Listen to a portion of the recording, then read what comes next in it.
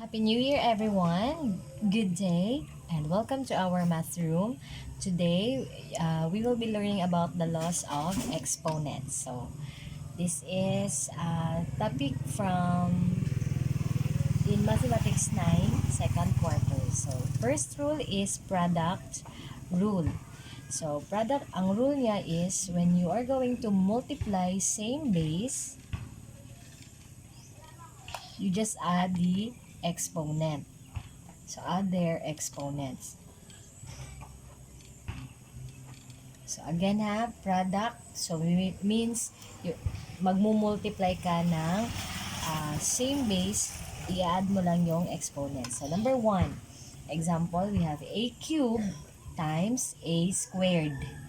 So, since you are multiplying same base, ang base nila is same variable a. So, yung rule is you are going to add the exponent. So, you just copy the base, which is a, and then add the exponent 3 plus 2. So, 3 plus 2. And what is 3 plus 2?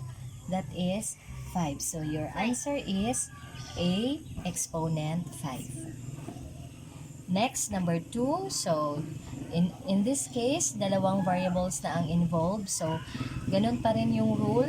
Same base tayo, add exponent. So, uunahin mo yung a. So, you have copy the base a and then i-add mo yung exponent 2 plus 4. And then, sa b na din, add the exponent 4 plus 3. And then simplify. So you have a exponent 2 plus 4 is 6.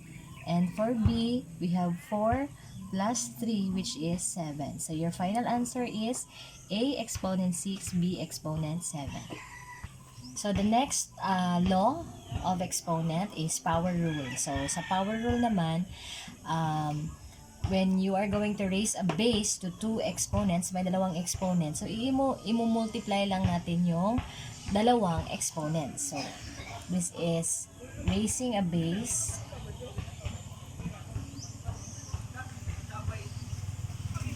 to two exponents. So, we are just going to multiply the two. So, given number 1, we have the quantity of c squared exponent 5. So, the rule is, may dalawang exponent, we have 2 and 5. So, you are just going to multiply the 2. So, just copy the base, which is c, and then multiply the 2. What is 2 times 5? 2 times 5 is 10. So, your final answer is c exponent 10. Given number 2, we have the quantity of a cubed b squared exponent 2. So, multiply the two exponents. So, from base a, you have 3 times 2 in the outside. So, 3 times 2 is 3 times 2. And then, for b, we have 2 times 2. And then, you simplify. So, 3 times 2 is 6. So, you have a exponent 6. And then, 2 times 2 is 4. So, you have b exponent 4. So, the final answer is a exponent 6 and b exponent 4. Next rule is quotient rule. So, since it's quotient, so we are going to divide same base. When we are going to divide same base, we just subtract their exponents. So, given number 1, we have x exponent 6 divided by x exponent 4. So, kokopyahin lang yung base, which is x. And then, isa-subtract lang yung dalawang exponent, which is 6 minus 4. And simplify. What is 6 minus 4? That is 2. So, your final answer is x squared. And for number 2, isa-isahin mo lang. Same base, c, and then meron ding d. So, kokopyahin lang yung base, c. Tapos, isa-subtract yung exponent, 4 minus 2. And then, yung sa d rin, you have 5 here, minus yung exponent dito, which is 1, kahit na hindi nakikita. So, here, 4 minus 2 is 2, so you have c squared, and 5 minus 1 here is 4.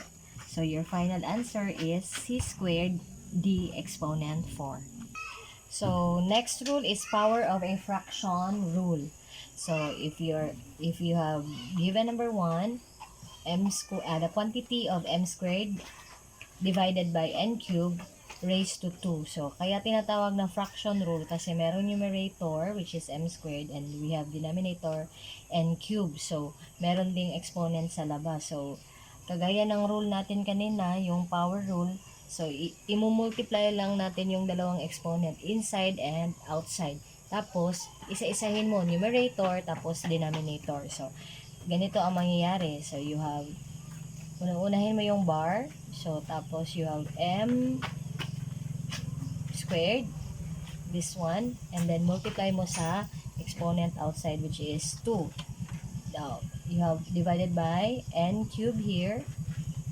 Tapos, i-multiply mo sa exponent outside na 2. So, ganun lang.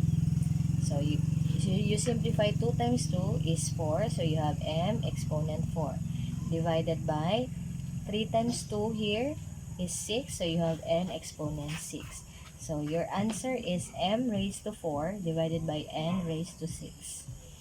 Number 2. You have here the quantity of a exponent 4b squared divided by c squared d cubed exponent 3. So, ganun pa rin ang mangyayari. Isa-isahin bawat part ng fraction. So, dito sa numerator, you have a raised to 4. I-multiply sa 3, sa exponent 3 outside. And then b squared, i-multiply sa 3 outside. Divided by c squared here, i-multiply sa 3 outside, exponent. And then you have d cube here, i-multiply sa 3 outside. So, isa-isahin. And then you simplify, 4 times 3 is 12. So, you have a exponent 12, b exponent 2 times 3 is 6, divided by c exponent 2 times 3 is 6, and d exponent 3 times 3 is 9. So, your final answer is a exponent 12, b exponent 6, divided by c exponent 6, d exponent 9. So, next rule is zero exponents rule. Any number or expression except 0 is raised to an exponent of 0 is always equal to 1. So, for example number 1, you have the quantity of x exponent 100 raised to 0. So, kahit na gaano kalaki or kaliit yung number or gaano kadami yung expression, if it is raised to 0, ang equivalent niya is always equal to 1. But that is except 0 kasi magiging error siya. So this one, if it is raised to 0, so the equivalent is 1.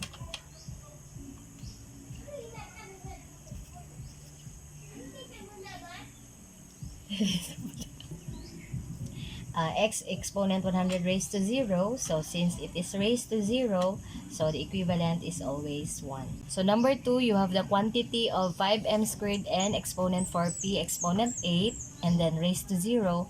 So, ganito, kahit madami yung variables or feeling nyo madami yung expression, so, basta it is raised to 0, the answer is 1. So, malalaman nyo yan kasi naka-enclose siya with a grouping symbol.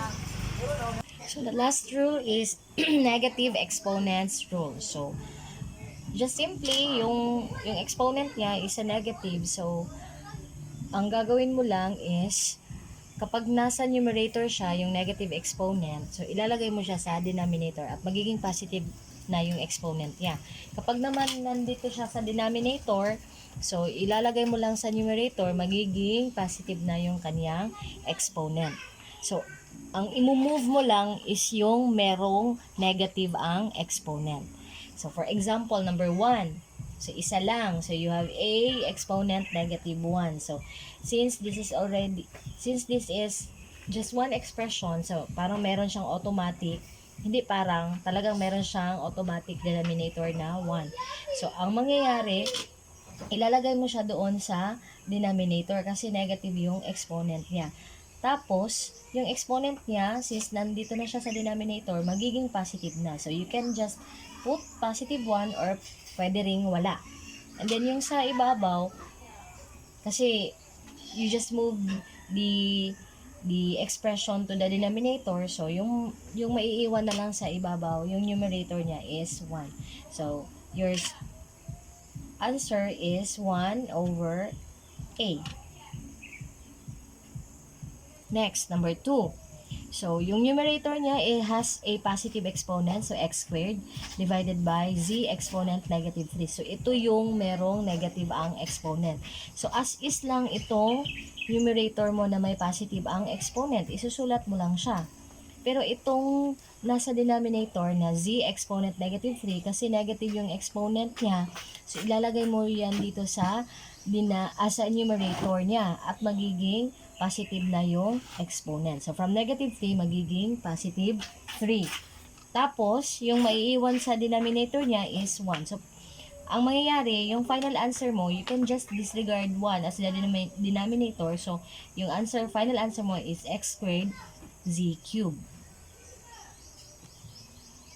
And for number 3, so you have m exponent negative 2 n cubed divided by p exponent 4 r exponent negative 5. So, again, imumove mo lang is yung may negative exponent. So, ito yung imumove mo, si m at saka si r. So, yung dalawa is yung n cube as is sa kanyang pwesto, si p raised to 4 as is sa kanyang pwesto. So, yung m exponent negative 2, imumove mo siya dito sa denominator. So, magiging m squared kasi from negative magiging positive ang kanyang exponent. Tapos si r exponent negative 5 from denominator ilalagay mo siya sa numerator. So pwedeng kasi mas nauna si n sa alphabet. So dito mo siya ilalagay. Tapos yung r dito magiging positive na ang kanyang exponent. So this is now your final answer. N cube r exponent 5 divided by p raised to 4 m squared. So that's it. So, I hope you learned something from this video. So, just don't forget to follow my Facebook page and subscribe in my YouTube channel, Teach Share Rosas. See you again next time. Bye!